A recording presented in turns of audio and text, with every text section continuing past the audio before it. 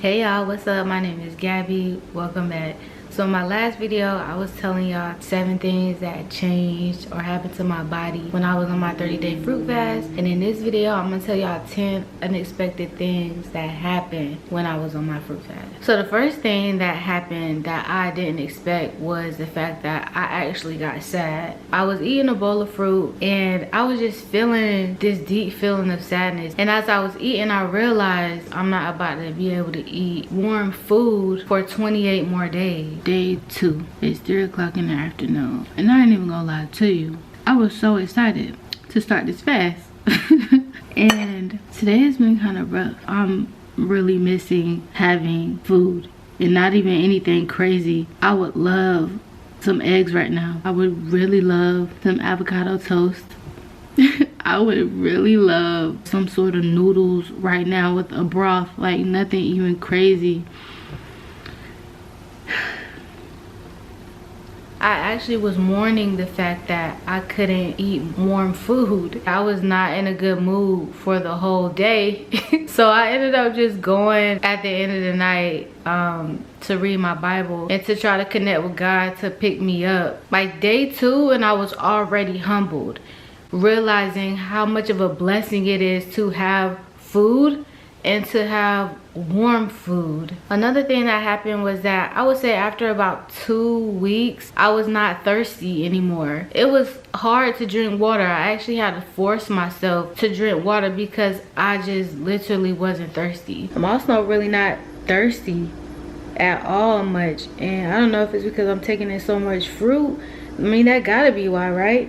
So I have been looking into that. So I ended up doing some research. The water we drink usually from water bottles, and if you drink tap, is H2O. But the water that comes from fruit is H3O, which they sell on the market, I think, as alkaline water. So you can drink regular H2O and still be thirsty or constantly need to drink that water. But when you drink alkaline water or you get your water from fruit, not only does it hydrate you, it gives your body nutrients and minerals that you won't get from regular bottled water, and that explains why you're not thirsty. Like, I didn't feel silly for not knowing that, but I was like, what in the world, how do we just not know this? And so instead of forcing myself to continue to drink water like I had been doing, I allowed myself to drink less water. Water actually was not good. Like, it didn't taste good anymore, even out the bottled water. So that's what made it even more difficult to drink. Water didn't taste as good. And when it came to going to the bathroom, goal number 2, I had heard previously that the way you eat affects the way your poop smells, but I was among the many skeptics that didn't believe this. Like, we all know that poop stinks,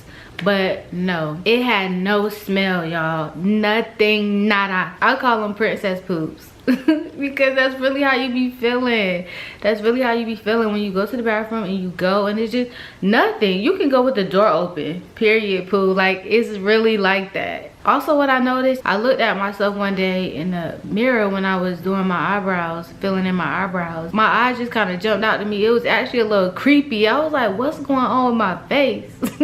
And when I looked closer, I was like, oh my gosh, my eyeballs are white. My eyes, this part of my eyes got extremely white, really white and glossy. They actually enhanced my look. They made me look more glowy. In the last video, I had talked about how the first few days I had insomnia.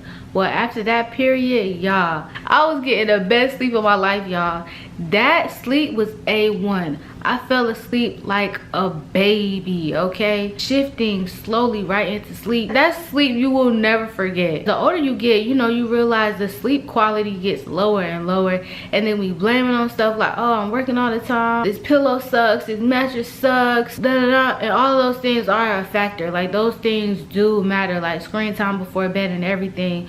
But your body is able to process fruit so much faster than other food. It takes beef about 2 to 3 days to get out of your system completely from the minute you take a bite and swallow it. A piece of fruit, the quickest fruit that digests is watermelon, and it takes about 20 minutes. So your body is not constantly processing and using energy to push out all of this food and break it down all day, and the sleep is just immaculate. I also realized that I wasn't very hungry anymore. Just like it got to a point where I had to make myself drink water, it got to a point where I had to make myself eat.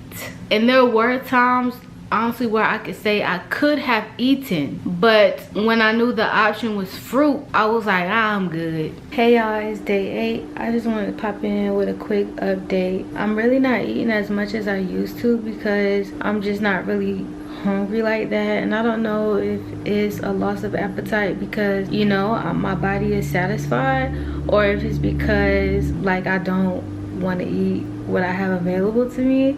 I know that sounds really ungrateful, but if you set a bowl of mac and cheese in front of me right now, I would eat that easy. But I have fruit available to me and I'm just like, oh no, I'm good. I just really wasn't pressed on eating like that anymore. And when I did eat, it really didn't take a lot to fill me up. Also, y'all, I had so much extra time. Like, I guess this is something that you would expect knowing that you're going into a fruit fast, but I didn't really think about how much time I would be saving from not cooking, not sitting and eating, not washing those dishes. So much time got freed up. I had so much energy, which made me so productive. There's one thing to have a whole bunch of extra time. Yeah, that's cool, but it's about what you do with that time. I actually had energy to be productive, to fill in that time with things that I actually needed to do. The productivity, I didn't even have to try to make myself be productive. There was so much extra time open up from not eating breakfast, lunch, and dinner and snacks that I had no choice but to fill it up. And I had energy to fill it up with things that I needed and wanted to do and get done.